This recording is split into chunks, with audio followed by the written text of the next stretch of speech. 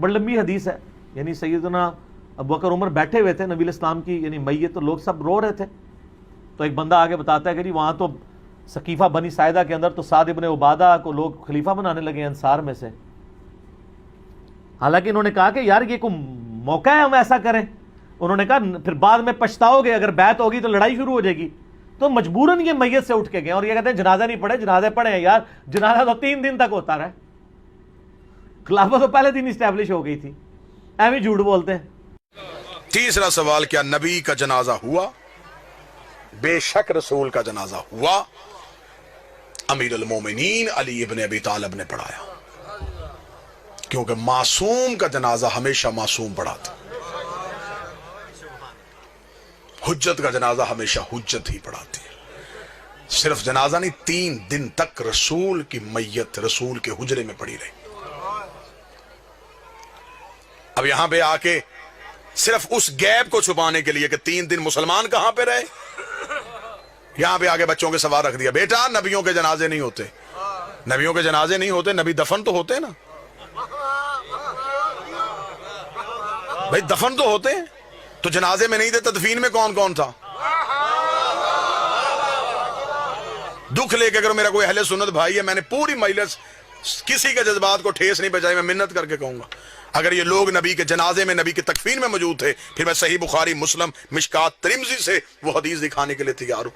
جب ایک بہت بڑے صحابی نے آ کے اپنی بیٹی سے پوچھا تھا، مجھے بتا نبی کو کتنی چادروں کا کفن ملا ہے. اگر وہ لوگ تکفین میں موجود تھے، بیٹی سے سوال کیوں کیا گیا؟ 3 دن تک مسلمان غائب رہے سقیفہ بنی سعدہ میں حکومت کی تشکیل دینے میں. لوگ حکومت کی تشکیل دیتے رہے، اور 30 دن کے بعد مولا امیر المومنین گئے. احتجاج تبرسی میں حوالہ، 30 دن مولا امیر المومنین گئے. مولا نے جا کے سقیفہ میں اپنے نیزے کو گاڑا ہے. نیزے کو گاڑ کے مولا نے فرمایا، تم نبی کے جنازے پہ کیوں نہیں آئے؟ انہوں نے کہا یا علی ہم حکومت بنا رہے تھے. فرمایا کیا کیا تم نے حکومت کا؟ کہنے لگا اسے وزیر بنا دیا ہے، اسے امیر بنا دیا ہے. امیر المومنین کا خطبہ ہے تاریخ کا. امیر المومنین نے کہا اچھا تم نے علی کے فیصلے کو ترجیح نہیں دی؟ انہوں نے کہا یا علی یہاں اجماع امت زیادہ تھا. علی نے کہا جتنا بھی زیادہ تھا کیا تم میں کوئی کعبے میں آیا تھا؟ نہیں یا علی. کسی نے رسول کی زبان چوسی ہو؟ نہیں یا علی. کوئی نبی کے ہاتھوں پہ پلا ہو؟ نہیں یا علی. کسی نے دعوت ذوالعشیرہ میں کھڑے ہو کے نبی کی تائید کی ہو؟ نہیں یا علی. کسی نے بت توڑے ہوں؟ نہیں یا علی. کسی نے ہجرت کی ہو؟ نہیں یا علی. کوئی مدینے میں رسول کے ساتھ چلتا رہا ہو؟ نہیں یا علی. کوئی فاتح خیبر ہو؟ نہیں یا علی. کوئی کل ایمان ہو؟ نہیں یا علی. کوئی یعصوب الدین ہو؟ نہیں یا علی. کوئی قائد غر المجلین ہو؟ نہیں یا علی. کوئی فاتح درین ہو؟ نہیں یا علی. کوئی نقطہ بائے بسم اللہ ہو؟ نہیں یا علی. کسی نے انگوٹھی دے کے ولایت خریدی ہو؟ نہیں یا علی. کسی کے دروازے پہ تارا کمی بن کے آیا ہو؟ نہیں یا علی. کسی کی بطول جیسی بیوی ہو؟ نہیں یا علی. کسی کا حسن جیسا بیٹا ہو؟ نہیں یا علی. کسی کا حسین جیسا بیٹا ہو؟ نہیں یا علی. کسی نے نبی کے ہاتھوں اپنا اعلان ولایت کروایا؟ نہیں یا علی. اتنا کہنا تھا یا علی گھوڑے کی زین میں بیٹھے. علی نے نیزہ سقیفے سے اکھاڑ کے کہا تم جتنے بھی زیادہ تھے میں تمہیں کہہ دوں میں بھی نکاح سے، میرا باپ بھی نکاح سے، میرا دادا بھی نکاح سے، ہم نکاح والوں کے بیٹے ہیں، گناہ والوں کے بیٹے رہے.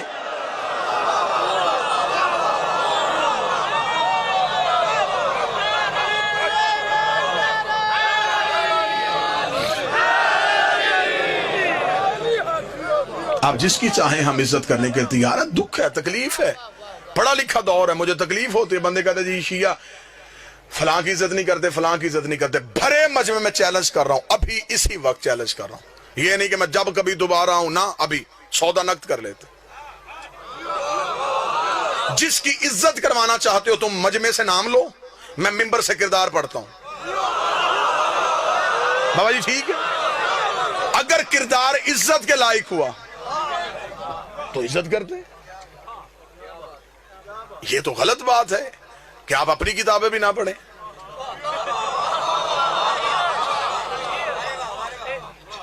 ہمارے اوپر دوہری ذمہ داری ہے، ہم اپنی بھی پڑھیں پھر آپ کی پڑھیں، پھر ان میں سے چیزیں نکال کے آپ کو دکھائیں. میری جان اپنی کتابیں تو پڑھو. معیار کیا ہے؟ دیکھیں قطن یار ہم شیعہ اتنی محبت کرنے والے لوگ ہیں، جو گھوڑا نبی کے بیٹے سے وفا کر گیا ہم آج تک اس کی شبیہ بنا کے چوم رہے. کیا یہ محبت کی علامت نہیں؟ تو یہ ہو سکتا ہے کہ کوئی بندہ نبی کی اولاد کے کام آیا ہو؟ ہم اسے نفرت کر کے ہم نے جہنم میں جانا ہے؟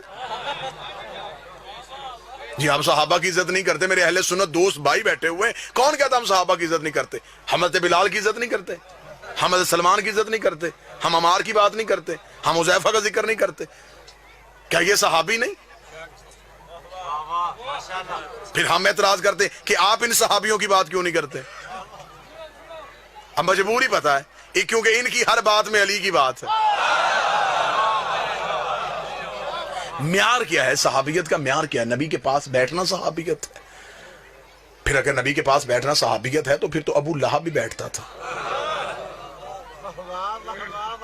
میں باتیں تلخ تو نہیں کر رہا.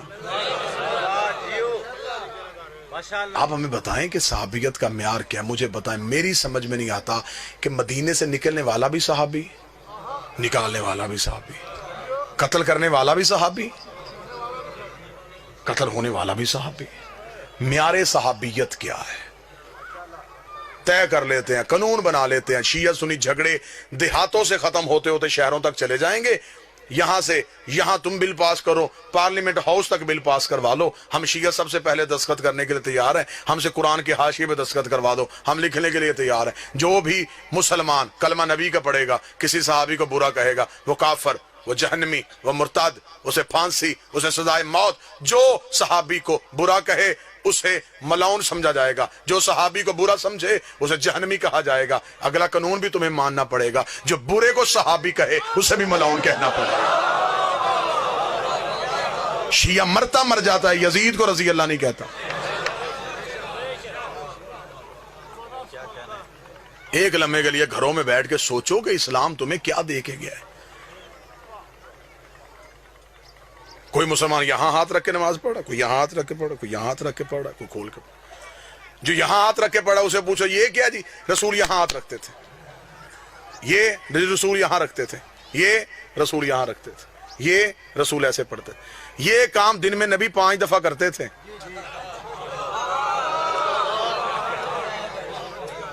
اور امت ابھی تک یہ طے نہیں کر سکی کیسے کرتے تھے. غدیر تو ایک دن آیا تھا,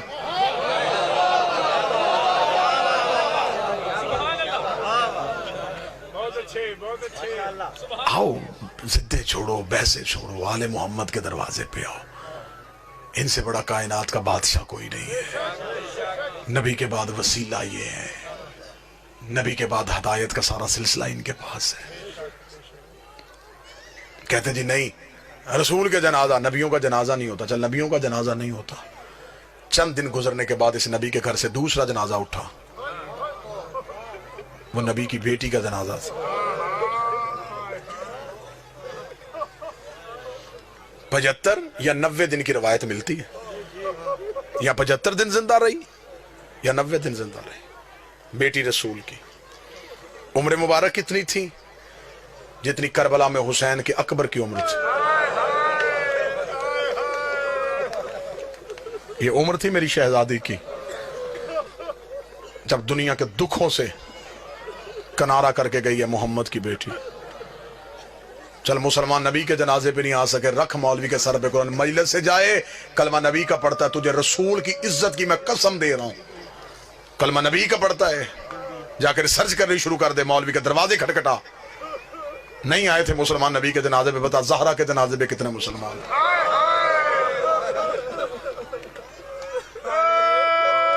آدھی رات کو دفنا کیا ہے علی بطول کو.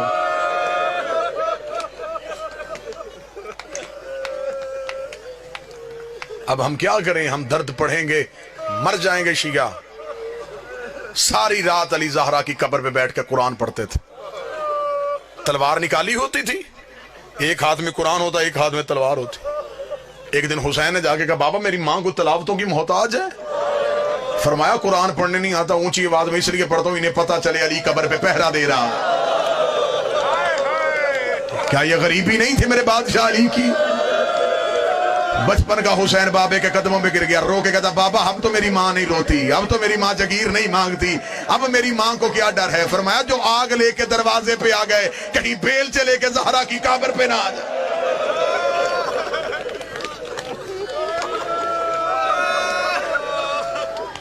رکھ مولوی کے سر پہ قرآن, تھوڑے عرصے بعد اس نبی کے گھر سے تیسرا جنازہ اٹھا، وہ نبی کے بیٹے کا جنازہ تھا۔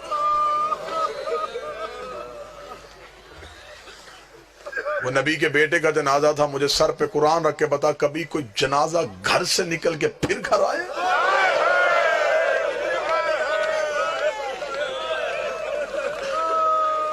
یہ پہلا جنازہ ہے کائنات کا جو گھر سے نکلا ہے واپس گھر آئے۔ 70 تیر نکالے ہیں بہن نے بھائی کے جنازے سے۔ میں نے پڑھ دیا، آپ نے سن لیا۔ 70 تیر نکالے ہیں زینب نے حسن کے جنازے سے۔ بسم اللہ۔ واجب الاحترام، قابل صد احترام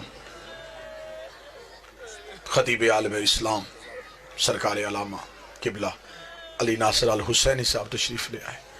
بس یہیں پہ 2 جملے پڑھوں گا، بس یہیں پہ جو بندہ ہے میں مصاحب چھوڑوں تو پھر جو آگے آنا چاہے وہ آگے آ جائے۔ 70 تیر نکالے ہیں زینب نے حسن کے جنازے سے۔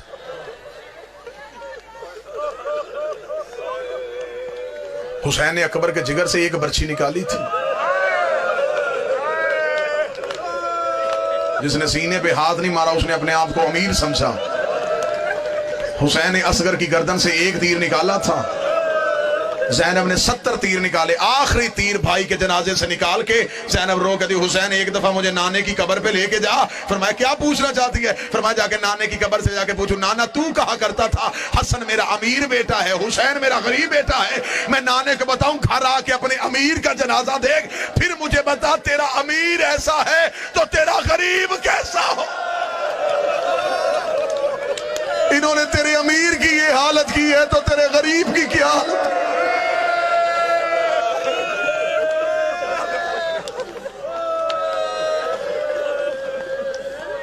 4 جنازے میں نے پڑھ دیے۔ سر پہ قرآن رکھ کے بتا، 5واں تو امت نے اٹھانے نہیں دیا۔ 3 دن نہ کفن،